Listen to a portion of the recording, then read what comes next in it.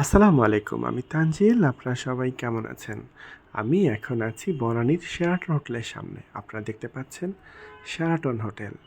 আমি তো কখনো 5 স্টার হোটেলে খাইটাই নাই। কিন্তু নাম-টাম শুনলে কীরকম লাগে। তো আজকে অনেকবার এখানে যখন আসি এই হোটেলটা দেখি, তাকাই, দেখলে ভালো লাগে। তো ভাবলাম যে বেটা আজকে ঢুইকা পড়ি। তো সাহস করে ঢুইকা পড়ছি এদের হোটেলে। এখানে বাফেট লাঞ্চের যে অ্যারেঞ্জমেন্ট আছে সেটা কন্ডাক্ট করার জন্যই মূলত এখানে আসা। তো আপনারা দেখতেই পাচ্ছেন আমি প্রথমেই ডেজার্ট আইটেমটা আপনাদের দেখাচ্ছি এই কারণ হইল একটা 5 স্টার হোটেল, তার ডেজার্ট আইটেম আল্টিমেটলি এরকম স্ট্রংই হওয়ার কথা।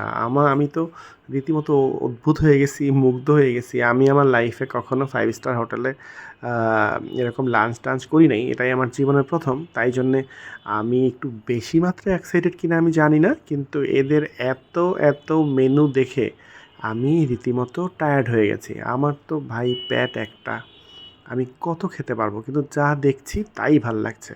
What a decoration man! এটা আসলে অস্বীকার করার ওয়ে নেই যে আমি হয়তো এরকম এনভায়রনমেন্ট বা এরকম অ্যাম্বিয়েন্সের মধ্যে আমার খুব বেশি যাওয়া হয় নাই। দ্যাটস ওয়াই হয়তো আমার কাছে একটু বেশি এক্সেপশনাল লাগছে। বাট যারা সচরাচর 5 স্টার হোটেলে খেয়ে অভ্যস্ত তাদের কাছে হয়তো এরকম নাও লাগতে পারে। বাট আমার কাছে তো এদের খাবার-দাবার দেখেই ভাল লাগছে। কি খাবো না খাবো, একটা মাত্র পেট।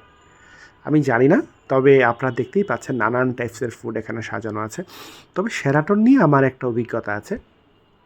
আমি এর আগে যখন বাসে চলাচল করতাম মিরপুরে আমার চাচার বাসা, কাকার বাসা, যখন মিরপুরে আসতাম সেখান থেকে আমি আবার পুরান ঢাকায় যখন যেতাম, তখন বাসে করে শাহবাগে আপনার গিয়ে বাসটা সিগন্যালে দাঁড়াতো। তো তখন এই শেরাটন হোটেলটা এখন যেটা ইন্টারকন্টিনেন্টাল তখন সেটা ছিল শেরাটন। তো ওইটা দেখে আমার খুব ভালো 5 স্টার হোটেল, গাছপালা, মানে সারাক্ষণ এটার জন্য একটা মানে এটা দেখতে পারলেই ভাল লাগতো এবং আমি সারাক্ষণ জানলা দিয়ে তাকায় থাকতাম হোটেলটার দিকে। এবং আমার খুব ইচ্ছা হইতো যে এই হোটেলের ভিতরে কী আছে না আছে। মানুষের কাছে কত রকম গল্প শোনা যাইতো যে 5 স্টার হোটেল কীরকম হয়, তার ভিতরের রুমগুলি কীরকম, কী টাইপসের ফুড তারা সার্ভ করে। মানে একটা প্রচণ্ড লেভেলের এক্সাইটমেন্ট কাজ করতো। তো তখন তো আর আল্টিমেটলি আমার কোনো কালেই শেরাটনের পাশ দিয়ে যাওয়ার অবস্থাও ছিল না। তারপর আমি বেশ কিছুদিন শেরাটনে কাজ-টাজ করছিলাম। একটা কোম্পানিতে কিছুদিন কাজ-টাজ করছিলাম শেরাটনের কর্পোরেট বিল্ডিংয়ে। কিন্তু শেরাটন হোটেলের ভিতরে আর যাওয়া হয় নাই। খাওয়া তো দূরেরও কথা। তো যাই হোক আজকে এখন তো বনানীতে হলো গিয়ে শেরাটন হোটেল। তো একটা চান্স যখন আসলো তো ভাবলাম যে বেটার ঠিক আছে একদিন খেয়ে দেখি। যদিও এই খাবারের যা রেট এই খাবারের টাকা দিয়ে একটা সাধারণ পরিবারের ১ মাস চলে যেতে পারে। একবেলা খাবারের টাকায়। আ এটা আমাদের দেশের তুলনায় হয়তোবা এটা একটু বেশি। বাট এটা তো মানে এটা আমার জন্য হয়তো বেশি, আমি ফিল করছি বেশি। আবার কারো জন্য এটা হয়তো কোনো ইস্যুই না। হ্যাঁ? তো আপনারা দেখতে পাচ্ছেন নানান টাইপসের ফুড। আমি আসলে সব খাবার বোধহয় আপনাদের দেখায় শেষও করতে পারবো না। এতে ভিডিওটা অনেক লম্বা হয়ে যাবে। এমনিতেও এই ভিডিও দেখার পরে আমাকে মারাত্মক লেভেলে গালাগালি খাইতে হবে যে আমি দরিদ্র মানুষ, আমি ওখানে কী করি?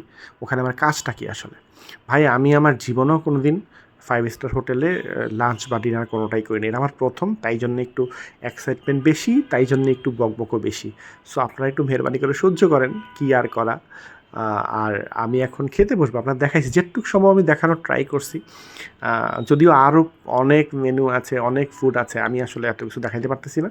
তো এখন আমাকে খাইতে হবে, এত ধৈর্য আমার নাই। এছাড়া ছোট স্টেক আর এখানে দেখতেই পাচ্ছেন আমি চিংড়ির যতগুলি আইটেম আছে সব নিয়ে আসছি। যেহেতু আমি চিংড়ি মাছ প্রচণ্ড লেভেলের পছন্দ করি। এটা হলো স্যুপ আর হলো ল্যাব স্টু। তো যাই হোক আমি এখন খাবো-টাবো ক্রিম মাশরুম স্যুপ সেটা। তো যাই হোক আমি এখন যেটা বলতেছিলাম যে এখানে চিংড়ির যতগুলি আইটেম আছে যা আছে আমি সবই নিয়ে আসছি এবং আজকে আমার এখানে হায়দ্রাবাদি বিরিয়ানি দেখলাম, আরও কী জানি হাবিজাবি দেখলাম, অনেক টাইপসের জিনিসপত্র আছে। বাট আমি আসলে চিংড়ি মাছ দেখে আমার এখন আর কোনো কিছু খাওয়ায় মন নাই। আমি বেশ বড় সাইজের কিছু চিংড়ি মাছ নিয়ে আসছি। মানে লবস্টার এগুলি এখন বসে খাবো। আর তো বকবক তো চলছেই। তো যাই হোক হোয়াটএভার এছাড়াও আমি আমার এখানে এসে যেটা মনে হইতেছিল যে এত ফুড খাওয়ার জন্য ৩ ঘন্টা কোনো কালেই মানে ৩ ঘন্টায় মানুষ এত কিছু কীভাবে খাবে? হ্যাঁ, যার যেটা ভাল লাগে সেটা খাইলেও তো যেগুলি আমার পছন্দ আমি সেগুলি খেয়ে কনফার্ম শেষ করতে পারবো না।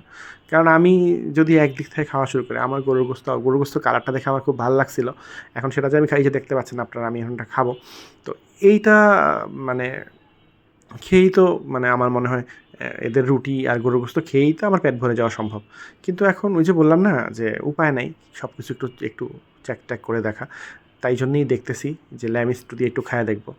আর ডেজার্টটা দেখে আমার মাথা নষ্ট হয়ে গেছে, এটা আমি কখন খাবো করতেছি, যে ডেজার্ট কোন সময় খাওয়া যায়। আর এখানে কিছু সিজনাল ফ্রুটস আছে, এইগুলি তো আছেই। পেঁপে আমার খুব পছন্দ, আমি অনেকগুলি পেঁপে নিয়ে আসছি, কিন্তু দুর্ভাগ্য আমার পেট তো একটা। তো এই যে ডেজার্ট আইটেম দেখতেই পাচ্ছেন, এদের জর্দাটা দেখে তো আমার মাথা নষ্ট হয়ে গেছে। আর মিষ্টিগুলির কথা কী বা বলবো, এই যে গোলাপ জামুন, এটা একটা গরম গোলাপ জামুন, ঠান্ডা হয়েছে বোধহয় এখন, বাট তবুও ওই লেভেলে ঠান্ডা হয় নাই, কিন্তু খেতে ভালো।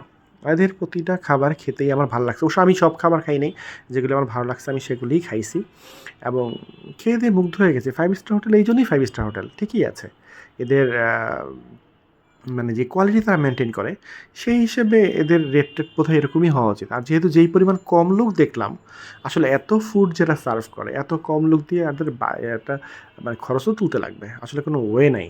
তো যাই হোক, আমার খেতে ভালো লাগছে, এবং আমি আর কবে যেতে পারবো বা জীবনে আর কখনো 5 স্টার হোটেলে খেতে পারবো কিনা জানি না।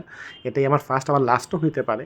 তো ভাবলাম যে বেটার, যেহেতু আমি খাইলাম, আমার মতো দরিদ্র যারা, তাদের সাথে একটু শেয়ার করি। তো তাই জন্যই মূলত এই ভিডিওটা করা, আর আমার এক্সাইটমেন্ট একটু শেয়ার করা, যে কতটা এক্সাইটেড আসলে আমি হইছি। তো যাই হোক, অনেক বকবক করছি, আপনাদের মাথাটা নষ্ট করছি, অনেক গালাগালি খেতে লাগবে সেটাও আমি জানি। আপনারা মন প্রাণ উজাড় করে গালাগালি করেন, মাঝে মাঝে গালাগালি শোনাও ভালো। তো সবাই ভালো ভালো থাকবেন, আর অবশ্যই আমার জন্য দোয়া করবেন। আল্লাহ হাফিজ।